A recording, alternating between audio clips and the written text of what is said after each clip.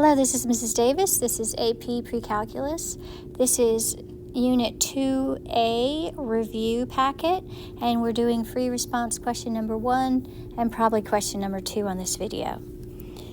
All right, so we start out with 2 students preparing for their final exams, and Hayden is studying 12 hours in the first week and plans to increase the amount by 2 hours each week. Nate, on the other hand, starts by studying 12 hours in the first week and plans to increase the amount he studies by 10% each week. Okay, so we need to write explicit rules. So 1 looks like it's linear and 1 looks like it's exponential, right? So Hayden is starts by studying for 12 hours, so we'll call that h of t. And so that'd be 12 plus, plans to increase the amount by 2 hours each week. So 2 plus 2 times n minus 1. Okay, and then Nate, n of t, starts by studying 12 hours, so that would be, this looks like exponential in the first week and plans to increase by 10%, so that would be times 1.1 to the n minus 1. All right, so we have our 2 equations, and we can say now how many hours did each study in week 8. So h of 8 would be 12 plus 2 times 7, which is 12 plus 14, which is 26 hours. And in week 8, Nate studied 12 times 1.1 to the 7, which is equal to, using your calculator, 23.385 hours. Okay, how many hours did they study for the entire 15 weeks? So that would just be, again, h of 15 and n of 15. So that'd be 12 plus 2 times 15 minus 1, which is 40 hours. And this would be 12 times 1.1 to the 15 minus 1, which is 45.570 hours. Oops. Okay, in which week will Nate catch up to Hayden in the number of hours? All right, so what you can do then is take those 2 functions that we got for A and set them equal to each other, right? So we would have 12 plus 2 times n minus 1 equal to 12 times 1.1 to the n minus 1. And now you're going to use your graphing calculator, and you're going to graph y1 and y2, and then find the intersection to see when they would be equal. So you can use x instead of n here, but this would be y1 and this is y2. So if you set those equal together, you should get x equals 11.8075. So for answering the question, Nate will catch up to Hayden in the 12th week, because it says in which week. And so it was past 11, so it has to happen in the 12th week. All right, so that's free response question 1. Let's do free response question 2.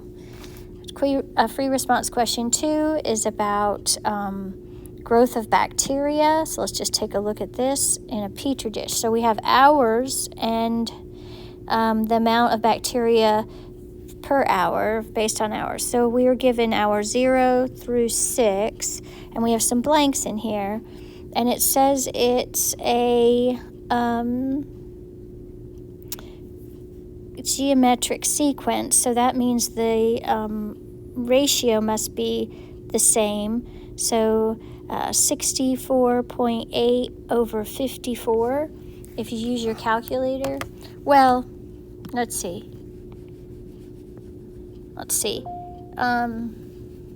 Yeah.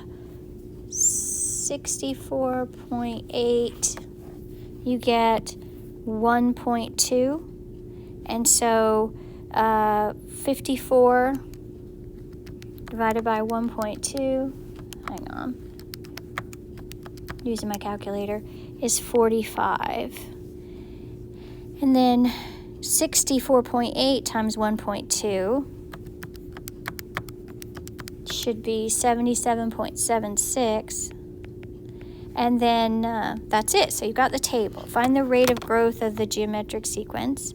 So we'll say how we got that. R is 64.8 over 54, which equals 1.2. So how many were present initially at hour 0? There were 45 bacteria. So then it wants you to write an explicit formula. A to the n is a to the 1, r, and so it's telling you it wants the one with using 1. Sorry, I keep hitting something. Okay, so okay. Let's see if I can do this. So it wants you to use this, let me highlight it, this one, to write your formula using r. So we have a to the n equals a to the 1, which is 54, times our r, which is 1.2, to the n minus 1.